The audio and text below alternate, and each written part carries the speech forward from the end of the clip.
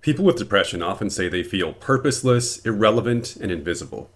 When they share these feelings with other people, they're often told, more or less, that they're wrong. You're not seeing things correctly. It's not as bad as it looks. It'll get better. Your depression is warping your reality. These are the things that people say to a depressed person to try to make them feel better. And it doesn't necessarily work. Because what if they aren't wrong? And I don't mean that the way it sounds. I don't mean that a depressed person is worthless or is irrelevant. I don't believe that anybody can be those things. But what if those feelings during that season of their life are not a complete depressed distortion, but a relatively accurate reflection of the reality of their life at that time? What if what a person needs when they feel that way is not to be placated and coddled, but encouraged and empowered instead? What if they are actually identifying a legitimate human need that is going unmet because the symptoms that they are experiencing are negatively impacting their lifestyle and their ability to live in alignment with their own values? This is essentially my theory. And my theory, full disclosure, is based on a decade of chronic, severe, debilitating depression. And I remember just constantly feeling during that period of life that I was absolutely worthless. Like my life had no meaning. I felt so unimportant. I questioned, this is going to sound crazy if you haven't experienced it, but if you have, you'll know exactly what I mean.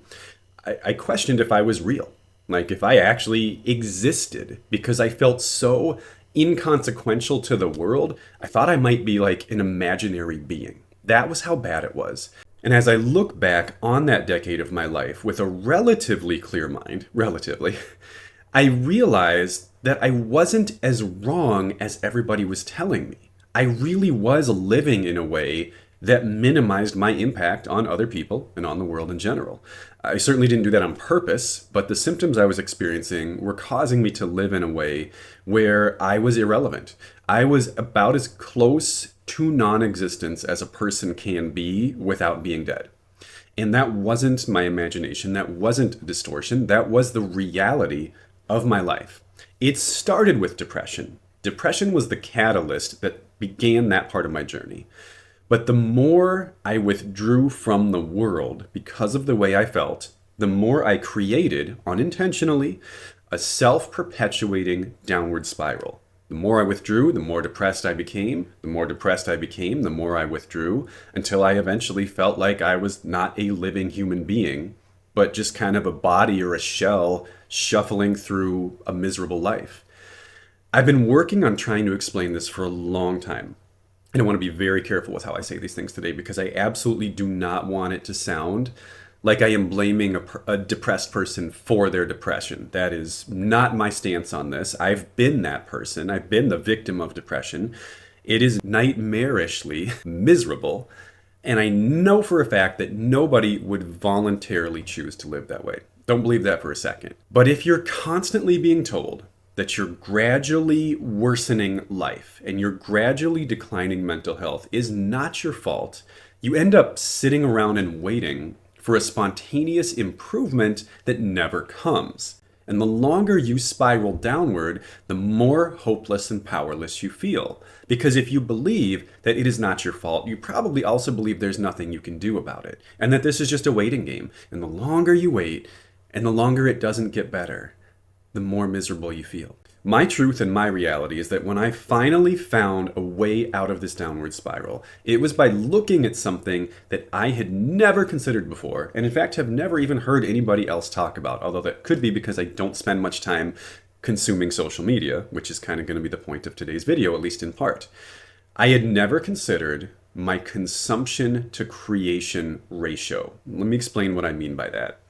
If you imagine a continuum, so a continuum is a long line with two extreme ends, my hand's off camera, two extreme ends, and then a theoretically unlimited amount of data points in between.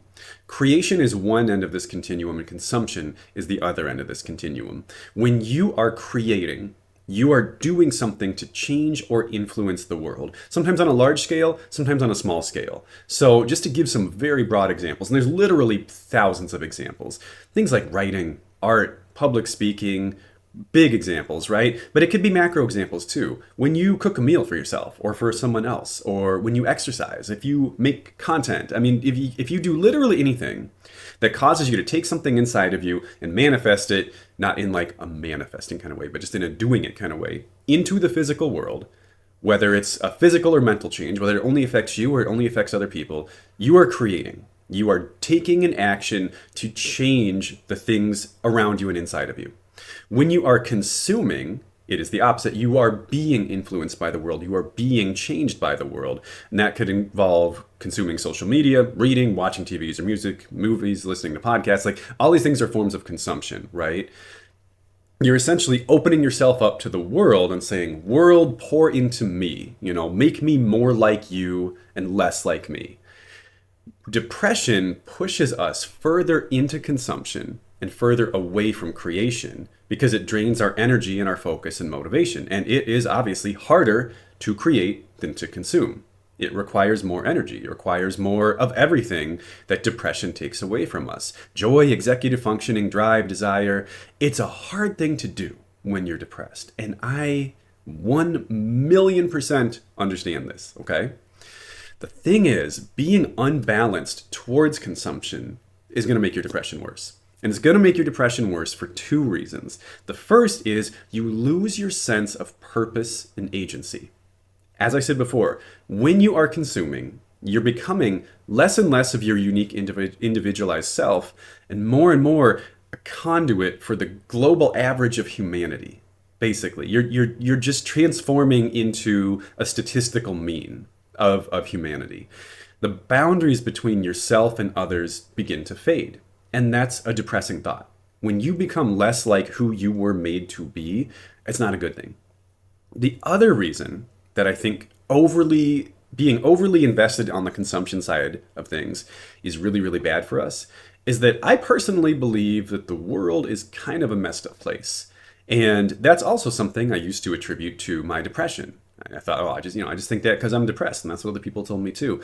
However, I am far less depressed today, and I still think the world is kind of a messed up place. That hasn't really changed that much. So I don't think that was just depressed me being a grump. I think, again, as with my read on myself, that was an accurate read.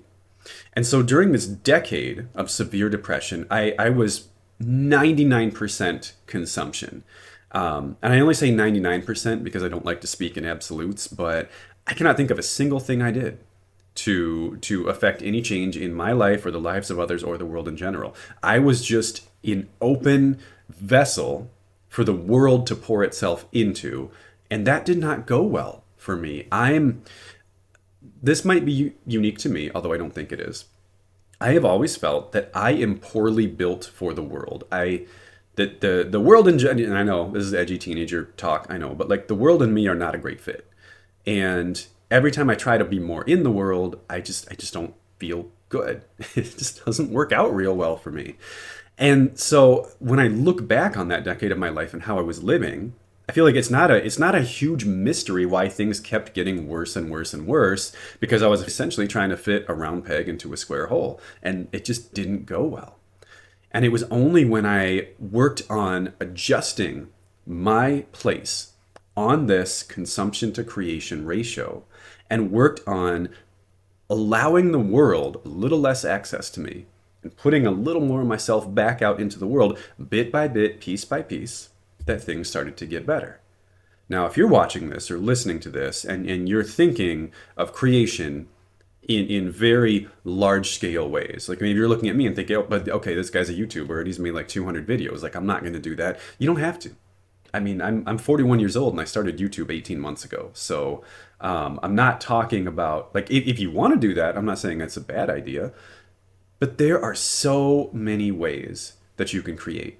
And they don't have to be for large scale audiences. They don't have to be massive projects. They don't have to be things that like millions of other people can see. Maybe you want to fix up a car. That's creation. That's you modifying something that exists in the world. Maybe you want to get into better shape. Maybe you want to learn how to cook. Maybe you want to start a blog that 5 people will read. Like, don't measure it based on the impact that it actually has on the world. That's really what I'm trying to say. I should have just led with that, but I'm going to say it now. The purpose, in my opinion, even though creation influences the world, the main purpose of creation is actually how it influences you.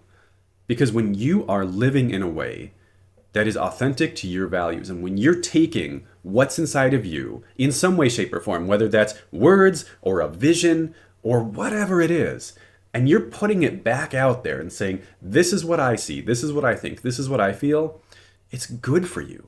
It helps you. So don't measure it on how much it helps or changes or modifies other people. I think that is a mistake that traps people. My vision for the social media content that I create is actually not to make videos that help everybody. That isn't my goal. I am trying to make videos that I believe would have helped me in my darkest times. I'm creating for me because I know how miserable it was to be me. And if anyone else out there happens to feel that way, I want them to have a place where they can come for that. So if you're worried that your creation, whatever form it would take, wouldn't be understood or accepted or valued by the world, don't worry about that. That's not the point. The point is to do something for you. And if other people see it and like it, awesome. If they don't, that's okay. It's still going to help you. Living in a way that is too skewed towards consumption will make your depression worse. And living in a way that integrates more creation will make your depression better. That is my theory. I know it has worked for me, and I believe that if you apply this concept to your own life, it can work well for you too. If you decide to try this, please let me know how it goes. Comments, emails, however you prefer. I'd love to know how it's working out for you. As always, I hope this was helpful, and I'll see you next time. Take care.